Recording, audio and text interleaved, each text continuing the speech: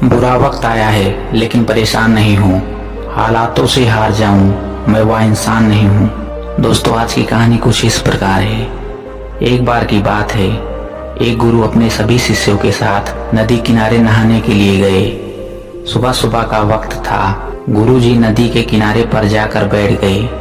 अब गुरुजी को बैठा देख सभी शिष्यों को लगा कि उन्हें भी अपने गुरु के अनुसार कुछ देर के लिए बैठ जाना चाहिए।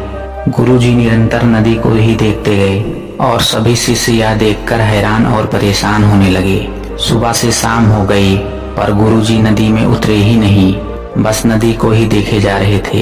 सभी शिष्य इस दृश्य को देखकर बड़े व्याकुल हो गए, पर गुरुजी के सामने कौन बोले यह सोचकर सब चुप बैठे रहे। पर उसमें से एक शिष्य ने गुरुजी से पूछ लिया और बड़े प्यार से बोला, गुरुजी हम नदी में कब उतरेंगे?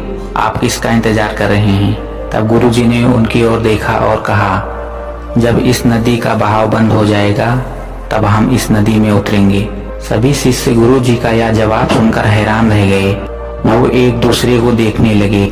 बात उनके समझ में नहीं आ रही थी। फिर एक और शिष्य ने गुरुजी से अपनी शंका व्यक्त करते हुए कहा, पर गुरुजी ऐसा तो कभी हो ही नहीं सकता। ये नदी है, इसका बहाव बंद कैसे हो सकता है? ये नामुमकिन है। फिर गुरुजी थोड़ा सा मुस्कुराए और बोले, यही है आज की शिक्षा। यह जिंदगी बिल्कुल इसी बहती हुई नदी की जैसी है, जो कभी किसी के लिए नहीं रुकती, निरंतर बहती रहती है और आगे बढ़ती रहती है। अब मर्जी तुम्हारी है कि तुम इस नदी के साथ आगे बढ़ते हो या फिर एक ही जगह पर डर कर, हार कर, घबरा कर बैठे रहते हो।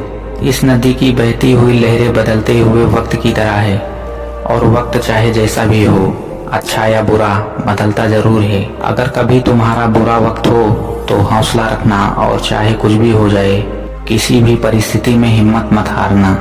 जिंदगी की इस नदी में आगे बढ़ते रहना, क्योंकि वक्त बदलते में देर नहीं लगती।